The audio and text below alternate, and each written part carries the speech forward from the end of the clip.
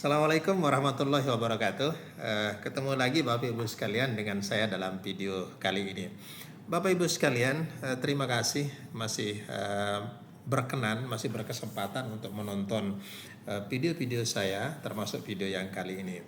Teman-teman sekalian yang baik, Bapak Ibu guru yang tentunya adalah guru-guru yang insya Allah selalu dirindukan oleh murid-muridnya.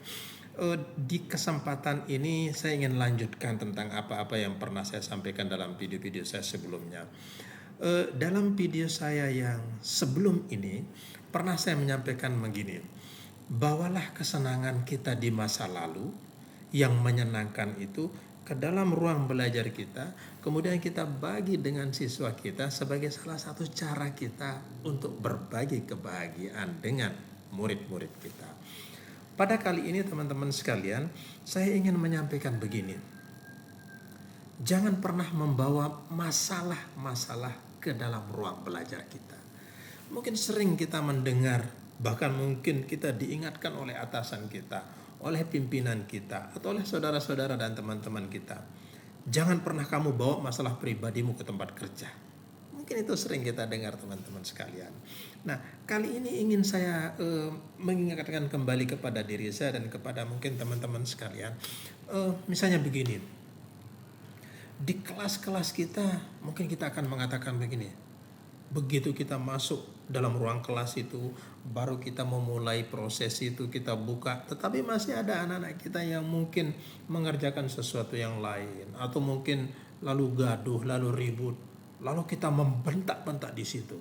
Kalian, jangan ribut. Apa kalian tidak tahu baru saja saya marah sama anak saya?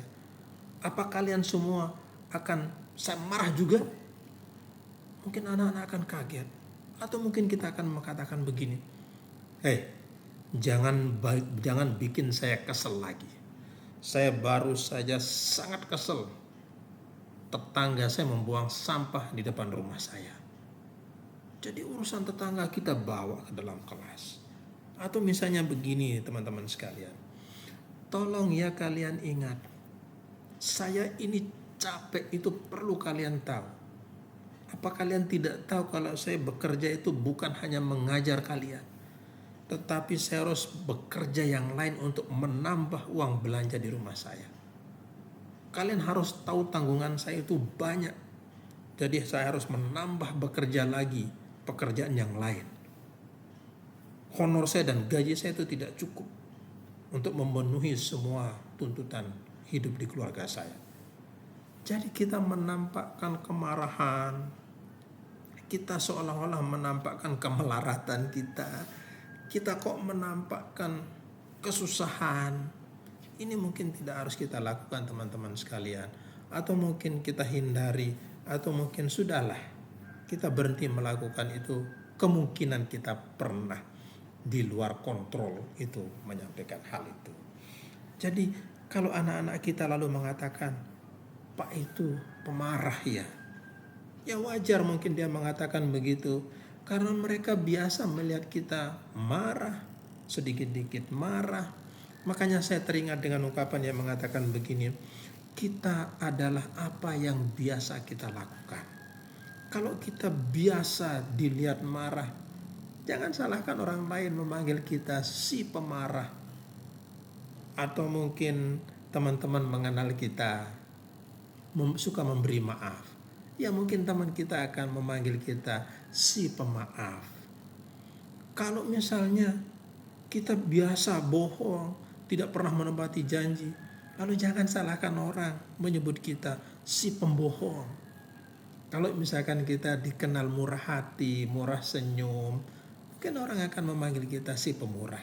Jadi label yang disebutkan kepada kita sesungguhnya kita yang menyematkan diri kita tentang label itu.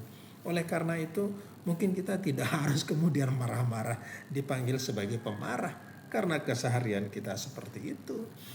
Jangan salahkan orang menyebut kita si pembohong karena kita mungkin tidak pernah menepati janji, bahkan kita pembohong itu menjadi sebuah kebiasaan.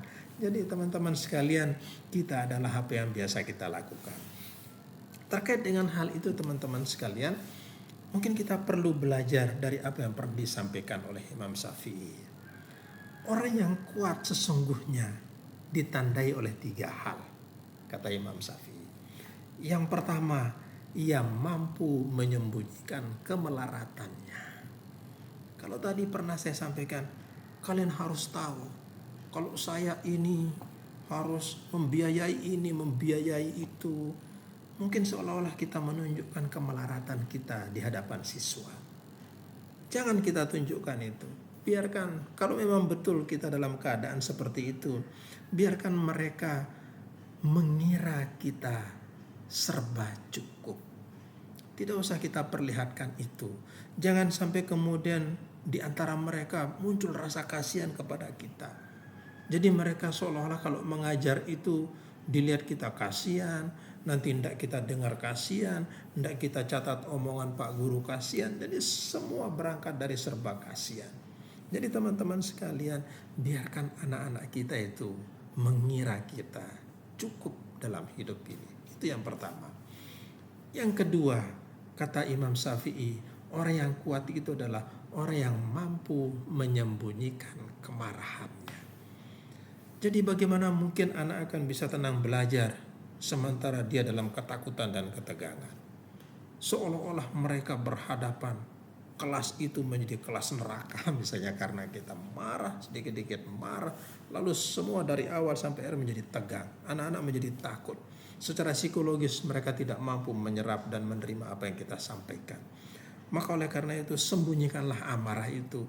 Biarkan, kata Imam Syafi'i, biarkan mereka mengira kita dalam keadaan ridho. Sehingga mereka dengan tenang bisa menerima pelajaran. Mereka dengan bahagia bisa menerima kita di kelas itu. Dan yang ketiga teman-teman sekalian, orang yang kuat itu adalah orang yang mampu menyembunyikan kesusahannya.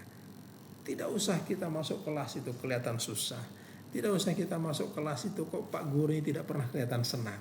Oleh karena itu, sembunyikan kesusahan itu.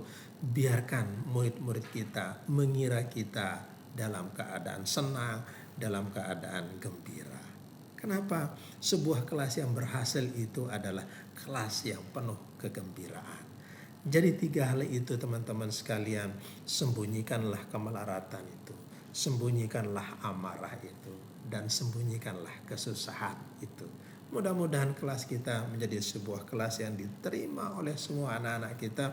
Anak-anak kita kemudian dengan rasa santai, dengan rasa tenang, dengan rasa penuh kegembiraan, mereka bisa menerima dan menyerap informasi yang kita berikan itu. Biarkan mereka mengira kita serba kecukupan. Biarkan mereka mengira kita selalu ridho. Dan biarkan mereka mengira kita selalu dalam keadaan senang dan bahagia. Selamat mencoba teman-teman sekalian. Semoga sukses untuk mendapatkan simpati dari anak-anak kita. Terima kasih. Assalamualaikum warahmatullahi wabarakatuh.